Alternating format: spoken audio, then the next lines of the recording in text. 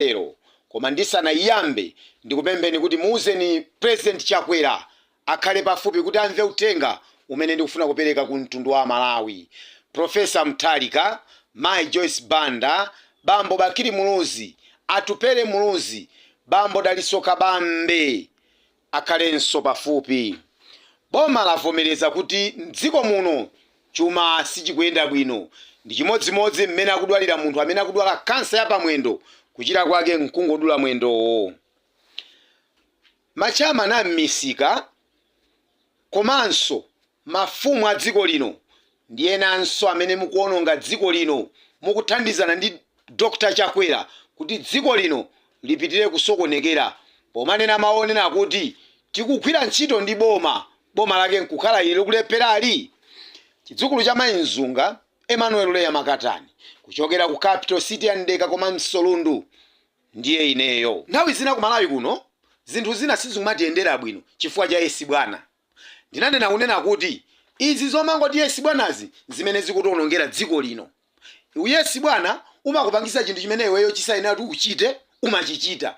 Tsopano ine ngati mfumu ya Ndodo ndimanena kuti Yesi Bwanawo Yesi Bwanawo inali imeneyo nthawi yakamuzu mdziko muno musanabwere democracy.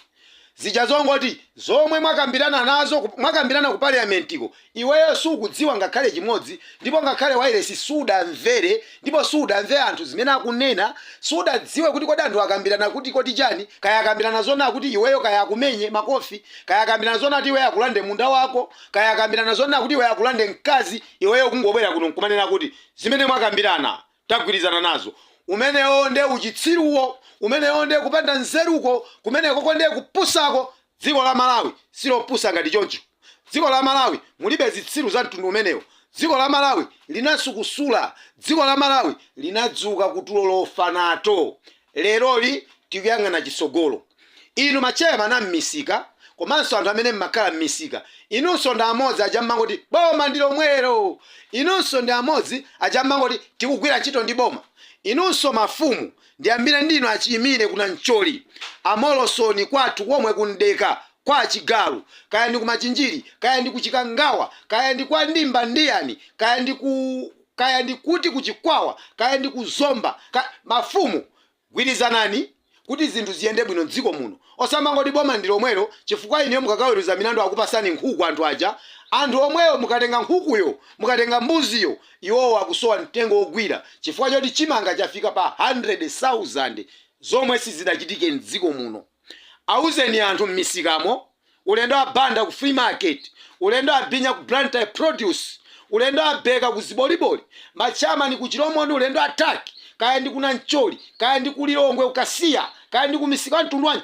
Auzeni a Malawi kunena kuti mene zinthu zafikiramu sizidachitikenso. Ndikukamba makamaka ndino akuluakulu amene mudakhala nthawi yakamuzu kulibe democracy. Ndikukamba inu amene mudakhala nthawi ya Bakiri Muluzi kukubwera amene democracy. Ndikukamba inu nthawi imene ya Bingwa Mutharika ya Mai Joyce Banda ya Professor Peter Mutharika kuzafikanso nyengo zino mukudziwa mmene tayendera mu mkukuluzi mmene zinthu zikuyendera pano.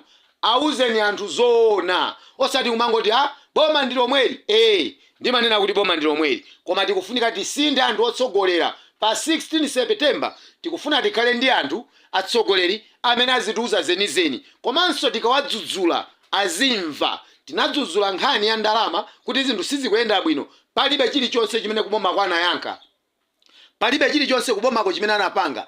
Dr. Daliso Kabambe anabwera pano kudzudzula kuti chumachi anachita lecturing titapanga chonchi ziko zakuyenda bwino zinaoneka ngati zopanda ntchito. Peter Mutharika anabwera kunena kuti chuma cha dziko lino achakwera chikonzeni zinaoneka ngati zopanda ntchito. Kunabwera Chihana ananena chuma cha dziko lino sichikuyenda bwino munaoneka ngati zopanda ntchito. Lighton Mangochi ndi amakuuza ni tsiku ndi tsiku mpaka lero. Bon Kali ndo amakuuza ni tsiku ndi tsiku mpaka lero koma ndino anthu osamva. Simmamva zimene anthu ena akulangizani.